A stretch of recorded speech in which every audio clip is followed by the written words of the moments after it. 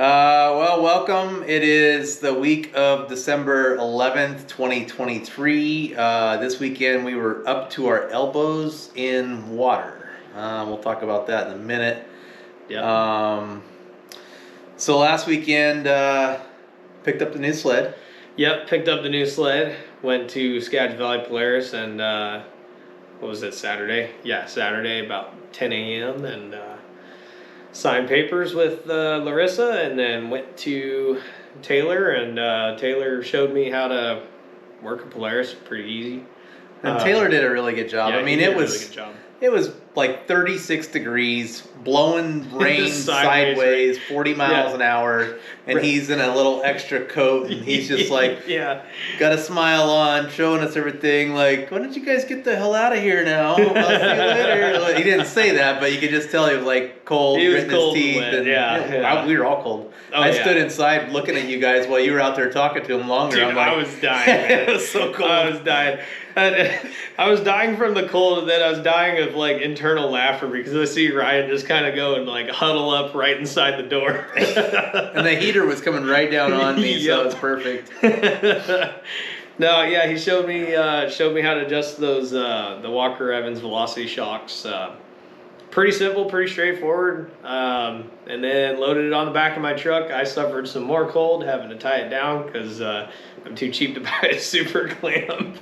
And yeah, anyway, went about our day, and I went to my little work party, and you went to yours, right? Yeah.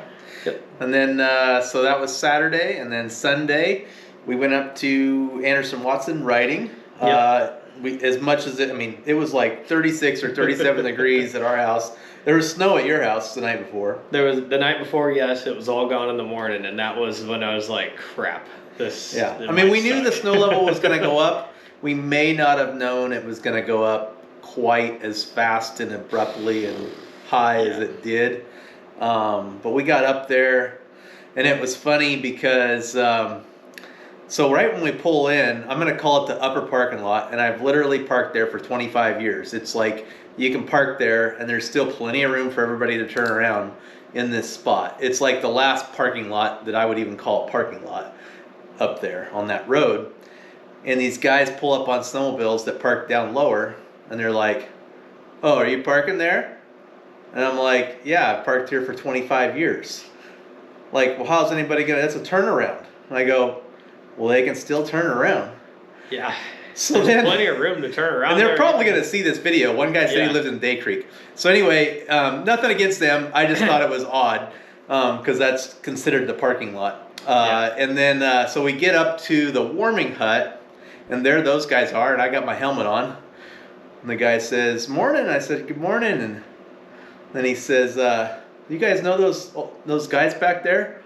I'm like, what guys? "Well, in the turnaround back there." I go, "Oh, that was us. That was me." "No, the old man." I'm like, "Yeah, I'm the old man." "How old are you?" "I'm 50. Okay. I'm sitting back on myself just watching this, just like chuckling. Like, what the fuck? And then the guy's like, "Oh man, I can't get this." Well, then we go up. We're the first ones up, and we were late. We didn't even get there till like 9:30. No, yeah, we were late. And then, and so we were the first ones to break trail past the end of the road there, and they didn't even make it to the play area. They got stuck left and right from what I heard. I didn't see them. I took off. We saw their bomb hole. I mean, that's where we were up to our elbows in water on the way back. We'll get to that. But, yeah. Well, I just kept going. I was on my wife's sled, and the thing has no power compared to what I'm used to. Yep. And so I just was like wide open, not going too fast. So I just stood on the back of the boards and kind of let it go wherever it wanted to go, which was everywhere. And we were observing in the back, the wide open. The wide openness was great. I definitely got covered in mud at one point. Thanks. I cleaned all of it out, by the way. I tore all my panels off and got all the dirt out because I was like, damn it, my brand new sled, dude. looks like a dirt bike right now. Yeah, if you watch, we'll put it in the comments, but if you watch our last video, you'll see what he's talking about there, where I sprayed him with mud. I didn't mean to. I was doing a pin and wiggle. It was mostly my fault. I knew better than to get right up behind him when he was down in a creek, and I was like, I got there and I saw him stop, and I was like, fuck. Yeah. Like, this is not gonna end well. And you can see in the video, I think you have my clip of it where I turned and I'm getting just splattered. It was pretty funny. It was pretty funny. So then we got across the creek and got up and played around a bit, and it just started dumping rain. And it's like, yep. All right, time to go home. Yeah, we did a couple hill pulls, but nothing and crazy. The snow was obviously, you know, like a 2-inch slump. But so then we come back down the trail, and it was like not even snow. It was just a creek bed. It was just a river. Yeah, it was a river. It was a creek bed, man. Which is in that video, by the way, if you watch it. Yeah. Yeah. We're coming down the trail, and the water's like running faster than the sled. And I'm like, what the fuck is going on here? Like, and then we got to the bomb hole where those guys got stuck. Like, it looked like it must have been at least 10 different times. I mean, shit was just tore up everywhere, left and right. And I'm like, what the? You can hear it in the video. I'm like, oh my god. Well, there's this one log that's about 3 feet high, and so it was just like, I don't know, knee deep of water. Yeah. There was no snow on the uphill side of it, so I'm coming down. I mean, if I hit the gas, it's just gonna go bury the skis underneath the log.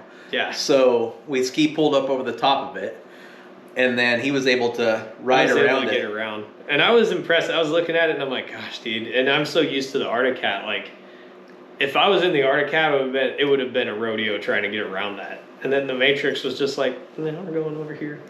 And so it was so effortless. I was like, wow, that was like dumb. What's so funny about that? Why was I scared of that? I took a little 8-second video of you on my iPhone of you doing that, posted it as a reel on Facebook, and out of all the reels I've done, that one got 185,000 views and 400 and some likes in one day. Yeah. And I'm just going, man, you guys need to find some new hobbies. I mean, that's like, is that all, if that's that interesting to you? Like, it's just like mud and a little bit of sloppy snow coming over the hood, and then he says, I'm a pro, or whatever he said. I said something stupid at the end, and I did that because, well, I mean, it was so easy compared to the archive. I'm like, look, I'm a pro. Like, I had to say something dumb, but yeah, it was so funny. He posted that clip, he texted me, and he's like, dude, check this out. And I'm like, whoa, what the fuck? Yeah. Like, how is that possible? So we've got 30 reels on. And real quick, thank you guys that did watch that. That's a big confidence booster for us. Like, we're stoked. Yeah, that's cool. That's awesome. It's cool. It's cool. Keep it up. Yeah. And what else was I going to say about that? Yeah, I don't know. But man, we got over the creek. Yeah. We got over the creek, and then we were soaked. I mean, oh yeah, boots. My boots are still wet. Yeah, same actually, because I haven't taken them out of the truck. I put mine on boot dryer on every night on the boot dryer, but I have a second pair, so I'm gonna wear them. These new boot dryers, they got the dial and it only goes for so many minutes. It used to be you plug it in, set it, and forget it, and it'd stay on for days. Yeah, probably someone's house burned down and they sued about it. Kind of like the coffee spilling on that. But yeah, so I know what I was gonna say. So that video got 180,000 views, and the other one that's just as dumb, you rolling the Arctic Cat off the sled deck, and I think we put. Yeah, that one's got 220,000 views. And I'm just going, a million of you guys bashing me for not using reverse when I can't even start my sled. Yeah. What the hell is up with that, man? That's so funny. It's like, how is it not obvious it's dead? Why else would you roll?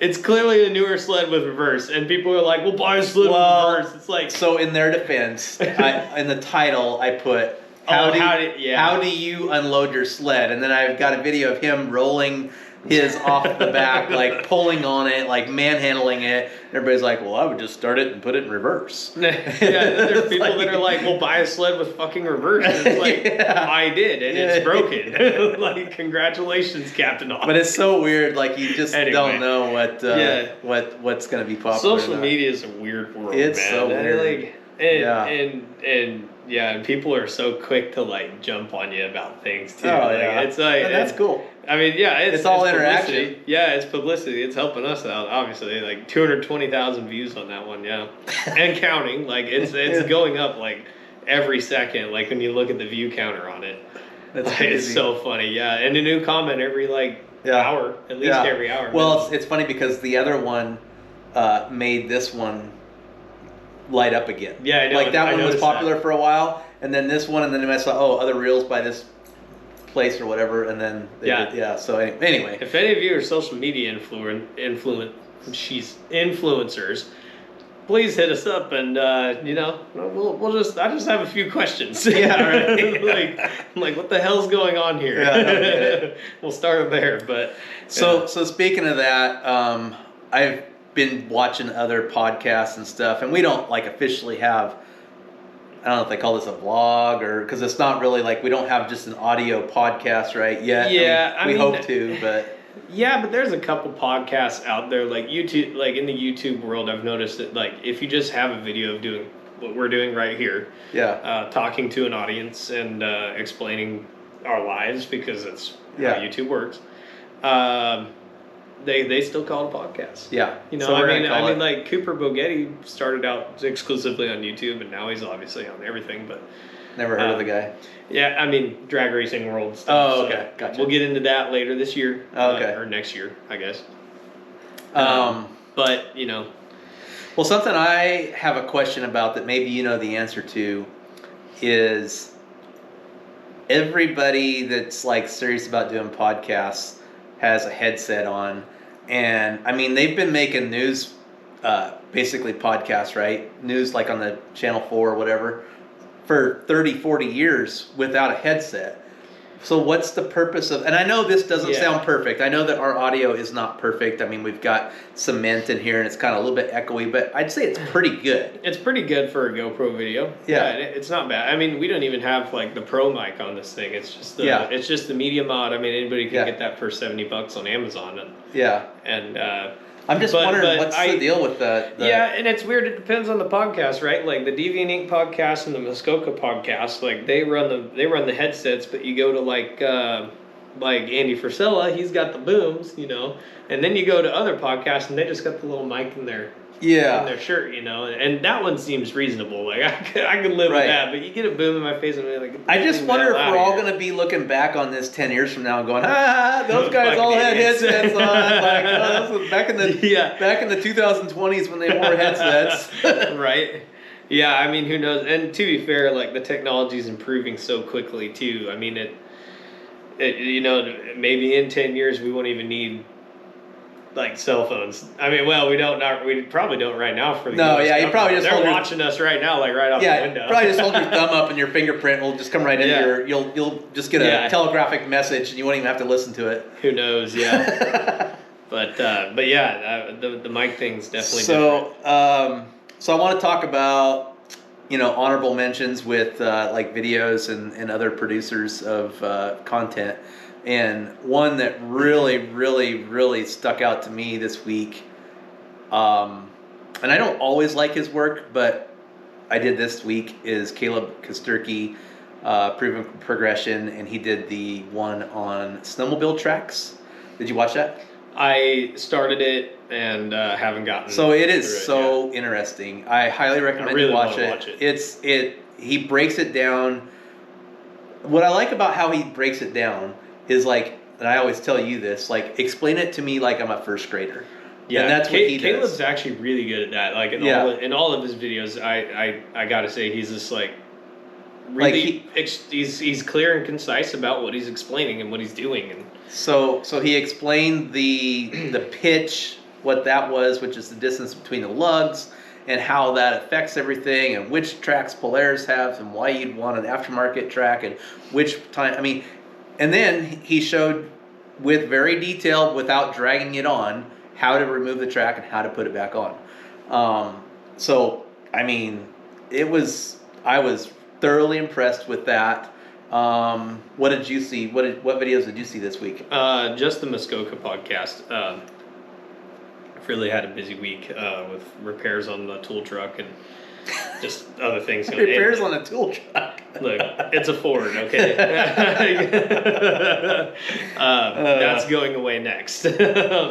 No, I lost all my pulleys because they're direct drip, water cooled by the there's a little hole in the bottom for draining out the hood pull, and it's right above the upper center idler pulley, and trips water right on it when it's raining and kills it constantly. This is not my first rodeo with that truck. It takes about an hour and a half to do a belt and pulleys on it.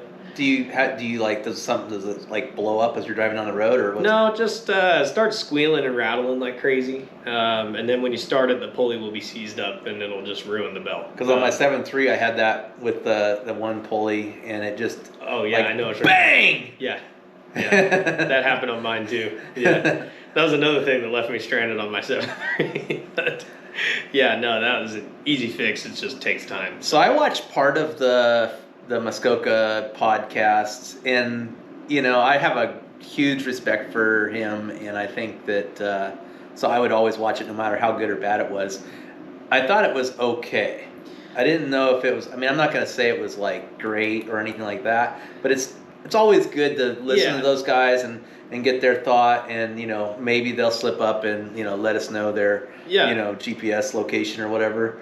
I was really hoping for it. They were talking about a secret place that they just call Boulder, and I'm like, hey, look, listen here.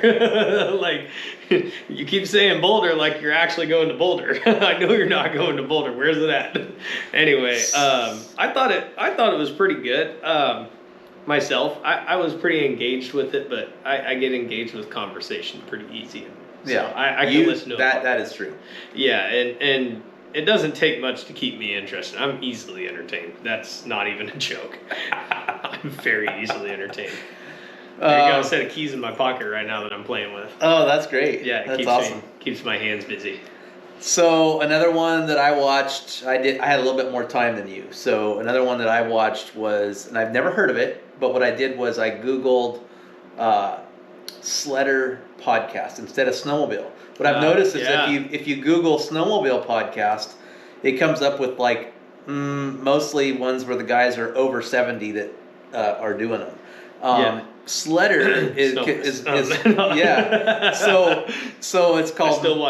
I did watch a couple Snow West podcasts. Oh, okay. Yeah. Snow West is good. Snow West is good. Which one did you watch?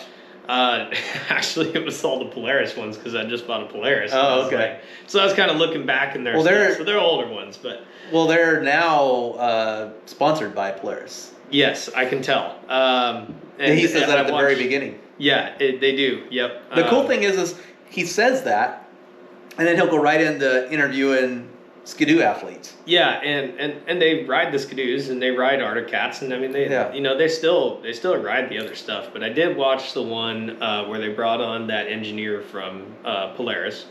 That was a good one. That was a good one, and the biggest thing for me, he didn't talk like an engineer. No, he was a normal dude, and I'm like, this guy rocks. Like I like what I'm hearing. Did you listen to it after I was talking about it or before I was talking about it? I don't know, but I did see it. Because he mentioned the updated spark plugs. Let's see, they grilled him on the updated spark plugs. What else was it? I was mostly focused on the spark plugs, being that I got an 850 now. I got to keep an eye on that. So 2024, apparently they changed the spark plug. So I went on Polaris's parts website today, and I did confirm that they actually, in fact, changed the spark plug. They only recommend one spark plug for the new one, and it is a Polaris part number, not an NGK part number, even though it's an NGK spark plug. So it's an NGK designed specifically for Polaris and is one heat range hotter than the outgoing spark plugs, the BPR9 ES. And allegedly they did something to the fuel ring or something like that. I don't remember. But that was a good podcast. I learned a lot and learned that the 24s are in fact supposed to be a lot more ironed out than previous models. Well, of course. They couldn't say it the other way, could they? No, I mean, they're not supposed to, but they made a lot of changes that were obviously needed. What about the broken rails on 24 Polaris? Have you seen anything I on did that? see that. I've seen like 5 things on that. I picked, and I saw that right after I picked my sled up, and I was like, dude, you gotta be kidding me. Yeah. And it's not on 23s, it's on 24s. No, it's on 24s, and it's because they got rid of the anti-stab cap. Gotcha. Because they have a different rail profile. It comes up a little farther, I guess, and then they went to an anti-ratchet driver that supposedly eliminates the needs for the end cap on the rail. And Caleb Kosturki mentioned that too when he was doing his Ice Age rails. Oh yeah. On that video of I think it was the first mods you do to a Polaris or something like that, which I rewatched and copied a couple things. So nice. Thank you for that, Caleb. That was a good video. If you see this someday. So another one that I watched was Mountain Sledder Podcast, and have you ever heard of those guys? Yeah. I don't know why I can't stay engaged with their podcast for some reason. Oh, well, I was driving down the road, so I didn't have any choice. Yeah, It was an hour and 20 minutes long. That might have been part of it. Yeah. But he interviewed Riley Suhan, who I don't even know who that is, but evidently it's a Skidoo ambassador. Okay. And then maybe he just started with them. I don't know. And the guy's like a logger. And just, hearing the stories and kind of they're from Golden and, it was like mildly interesting. And they do a very good job with like the quality and that sort of thing. Yeah, their audio quality is excellent. I do like how he has his questions lined out. Like he's very on track with the podcast. Like I've noticed that all their podcasts are a specific length. Yeah. Which I really enjoy. Yeah. Now, what about another new one? Is Bryce Cardinal? Have you seen that guy? Have not heard it at all. So it's the title of his video is "I moved to Revy to be a professional snowmobiler." That's a good title. Yeah, that's a good title. That'll get. And it's actually a funny video. I don't remember everything that happened in it, but it was just kind of light humor. Is that the secret then? Like, are we just are we doing this right? Like, I wasn't going to tell you. Or do we have to move to Whistler to be okay instead of move to Red? I think we're a ways away from becoming Canadians, eh? Yeah. There's going to have to be a lot of changes made to the Canadian government before I move up there. So it's interesting. It'll be interesting to see what he does and if he really is going to be, get paid from however he's going to get paid. Yep. So that'll be interesting to watch. Yeah, so another one is Brent Cook. Have you heard of him? That one came across my feed and I kind of scrolled right by it, but it stuck in my head and I've been wanting to find it again. So he's got a podcast. I don't know how many he's done, but it looks like quite a few. And he interviewed Eric Wu with Voke. I don't know if it's Voke Engineering or whatever they do, all the aftermarket stuff. And he's been involved with all the Boondocker turbos and they do a lot of tuning. Yeah, tuning and like suspension and all that. And so they interviewed him, and I don't know if I watched the whole thing or not. I wasn't completely engaged, but a lot of it to me depends on whether it's on my TV or if I'm driving down the road. If I'm driving down the road, I'm not going to look at my phone again. If it's a snowmobile podcast, I'm just going to listen to it. Yeah. If it's on my TV and I'm on YouTube, then if it's not that interesting, and sometimes they're easy to do this. sometimes they're interesting to listen to more than they are to watch. Like if you were watching it, you'd be like bored out of your mind, but if you're listening to it, you're like, oh, it's pretty good. Yeah. It's very rarely that there's a podcast that you can do both. And that's actually why I like the Real AF podcast, because occasionally he pulls out his tinfoil hat and it's just hilarious. Like I gotta watch it, but he's so animated when he watches actual podcast that's what makes it fun to watch, right? Yeah. But it just depends on the podcast, and that's why we really need to get on all platforms too, because I'm sure that we're so fun to watch. So another one, my last one that I'm gonna mention is my old buddy John Ferrian, and that guy, great friend of mine, great guy. I went to Jackson Hole with him last year for the hill climbs. Me and my wife went with him and his wife. We had a great time. He was a great host, and we had he booked an awesome room for us, a condo that was like, you open the window and you're like, there's the hill right there. And it was just a great time. And anyway, he does Facebook Live that he's been doing. It's the Live Large University, Live Large University, I think is what he calls it. Yeah, that rings a bell. So, but something you may not know about him is I was there. I remember like when he did his very first one, and it was a few years ago, and he's been plugging right along. He has interviewed every big name in snowmobile that you can think of. Yeah. I'm going to say the only one that he hasn't done and maybe I'm wrong, let me know, John, if I'm wrong, but Brant. I don't think he's done Brant. But he's done Brett Rasmussen, Levi LaValle. I mean, like, he's done the Ryan Harris from Snow West. Oh, yeah. He's done, I mean, just like every big name you can think of, that guy has their cell phone number. Yeah.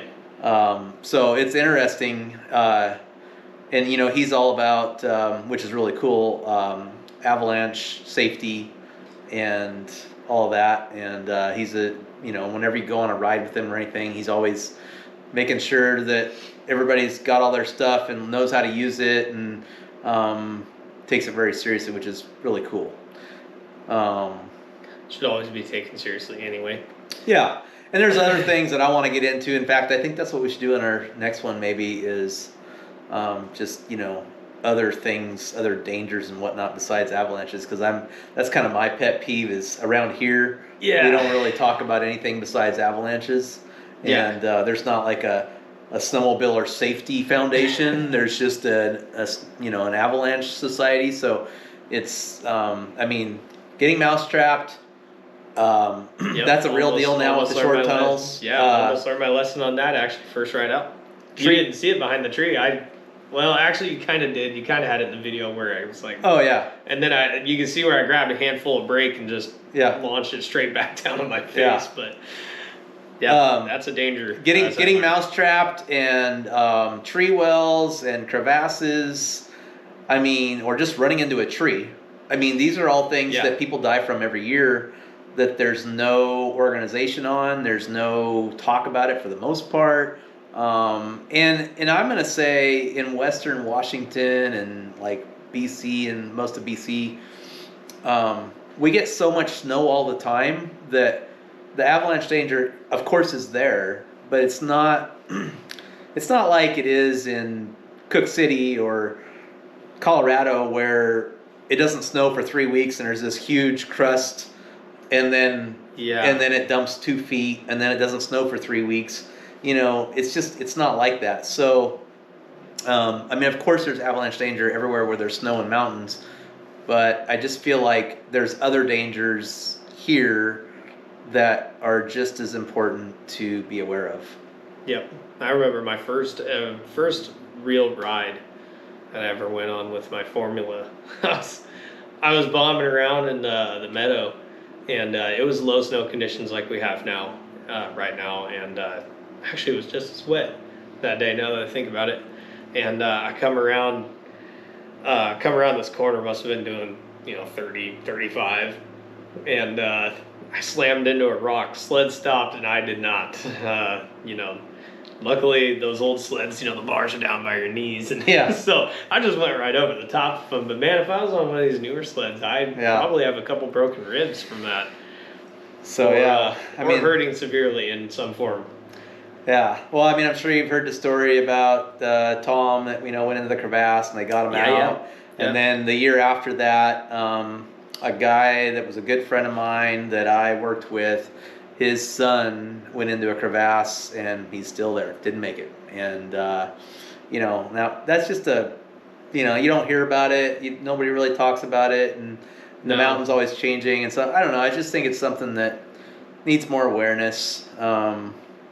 So, let's see what else we got on the board up there.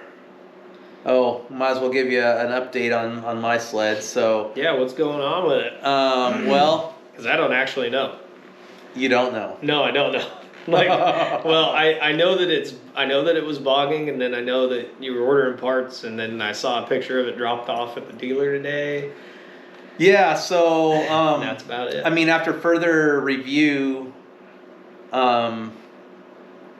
it leads towards the rave valve actuator motor. I guess it gets stripped out and doesn't work, which would kind of make sense after the last time I towed you out and it was under more of a load. Yeah. You know. Hopefully that doesn't happen again. So anyway, they ordered that part and I think it's here. I think they're gonna put it together tomorrow or the next day, and then I'm gonna go try it and see if that fixes it. And I'm pretty sure it will. Yep. And if it doesn't fix it, then we'll go back to the drawing board. And then what about yours? So I'm loading it up tonight and taking it in the morning. Snowmobile life. Yeah, snowmobile life. Taylor called me tonight after I texted him and said, "Hey, I forgot to call the dealer today. What do you want me to do?" And I'm at the point with the new sled where I'm just like, tell it to me like I'm in first grader, because I really just want to do whatever they want to do because it's under warranty. That's their thing. I just want to not touch it and not fuck it up. Yeah, you know exactly. what I mean? So I was like, Taylor, what do I need to do? And he's like, well, just load it up, bring it in the morning. I got some gauges we'll toss on there, and it should work. I did mention, because Kaylee brought up that the key can get wet and cause the same issue. Did mention that to Taylor. He said he hasn't seen that as commonly as the gauge going bad. And he's pretty sure it's going to be just the gauge. So okay, we'll throw a gauge on it, and if that fixes it, cool. If not, we'll order up a switch and change the switch out. And if that doesn't fix it, there's really nothing else. So I mean that would be quite impressive if it didn't get fixed. But you never know with new things. I mean, when I was a tech at Toyota, I mean I did a lot of warranty radios and displays and gauge clusters and buttons and HVAC controls and door lockers. I mean, you name it, and all under 1,000 miles. Nice. So anything can happen. I mean, well, there's no lifespan to electrical. No, it can fail out of the box on anything. It doesn't matter. I just happen to be me. So yeah. I was pissed at first, but the reality is it's still brand new enough to where if we put a 0 mile gauge in it, it is what it is. When I was dealing with outboards, the ECU boxes were made in Mexico. They started building them in Mexico.